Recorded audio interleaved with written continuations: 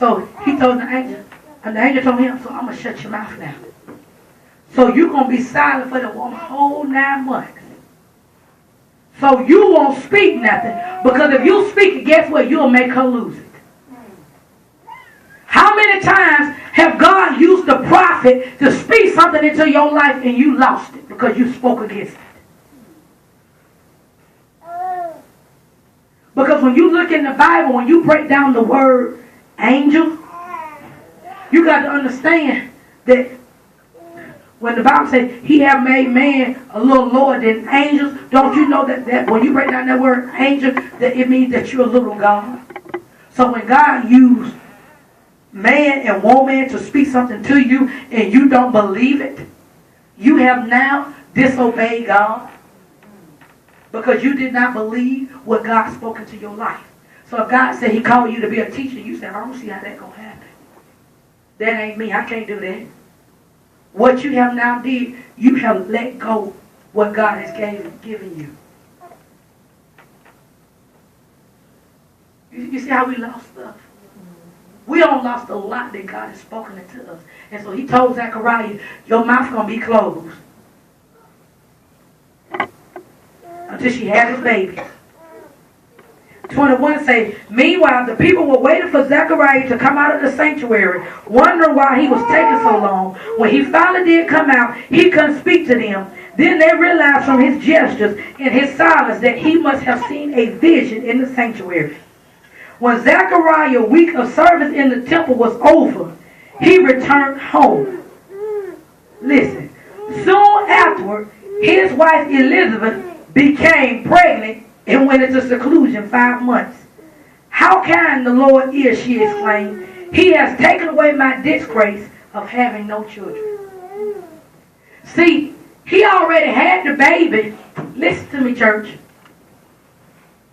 The baby was already released in the spirit before he even had sex with his wife. Right now. Listen. Thank you, Jesus. Why do you think the angel shut up his mouth? So he could not counsel because God needed it to be spoken in the spiritual realm. You will have a son. But listen what it said. He said, so it said, when Zechariah's week of service in the temple was over, he returned home. Soon afterward, his wife Elizabeth became pregnant and went into seclusion for 5 months. So God hid her. So you got to understand, when God releases a word in you, you got to be hid for a while. At least till that baby gets strong. Come on here. Then when you get strong, you start showing. See, when a woman get pregnant, you first can't tell she's pregnant. But let her get about 4 months. You say, you got a baby boy. See, that's what happens when God gives you something and you've been hiding and you've been nurturing that gift God called you to be. You start praying and say, I'm receiving what you call me to be. You call me to be you call me to be wealthy. So I went and got me some magazines. Come on here. I got my scriptures about wealth. I'm saying wealth and riches is in my house. God, I got my business proposal. I got what God has called. He said, I'm giving you Deuteronomy 8 and 18 to give you the knowledge and power to get wealth. So I already got my cookie business. I already know what I'm going to do, what kind of cookies I'm going to sell. You see, I'm already realizing I'm going to go to different stores to see can I go in front of them. See, he already gave me the proposal and gave me the plan, and then God just need for me now. So then when you go to church and then all of a sudden you ain't said nothing, and God begin to use the prophet, the man or woman of God, and say, I see an anointing of wealth on you. God said that he don't giving you provision. See, God will cause them to speak what he already told you in secret. See what I'm saying? That's how your baby's showing, but you first got to learn how to carry it. See, you got to carry it. I remember when Crystal was when she had to sit down, she couldn't do anything because the doctor said she had to have bed rest. Come on, because a lot of stress will put pressure and make the baby come before time. So you got to understand, you got to sit down somewhere. You got to shut your mouth up and stop what God told me this. God called me this. God ain't told you to tell nobody. See, that's why Joseph got messed up. God told me y'all gonna bow to me. That's why they told him. Because he been open up his mouth, can't hold a glass of water. You don't got a prophet. God showed me that I'm going to be over the praise and worship team. Spoken before time. Not an enemy coming there, get you out of the will of God and somebody else is in the slot.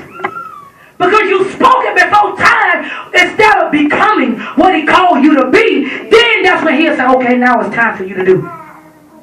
But see, we want to do it time we see it. I want you to know this. I'm going to be in there and do what God already prophesied to me. God ain't told you to do no such thing. He said, I'm trying to grace you to conceive this baby. Turn your Bible to Daniel 7:25. Because see, you got to understand, this is what the Bible said. It was showing that this is what the enemy want to do. He want to wear you out. I'm reading it in the Amplified. It said here in verse 25. It said, and he shall speak words against the Most High. So in other words, the enemy speaking things against God, and he shall wear out the saints of the Most High, and think to change the time of sacred feasts and holy days and the law. See, the law is, what is he saying? The law is saying, God saying, you are healed. And the doctor told you, you're sick. So every time you go to the doctor, they tell you all this stuff wrong with you. But when you go back to the Word, he say, you healed. Then you start listening to the stuff the doctor's saying, that your feet going to start to swell, and your back going to start to hurt. See, the enemy is sending those thoughts to your mind. Because he's doing that to wear you out, where you don't believe what the Word of God say. You believe in what you seeing and not believing what God spoke.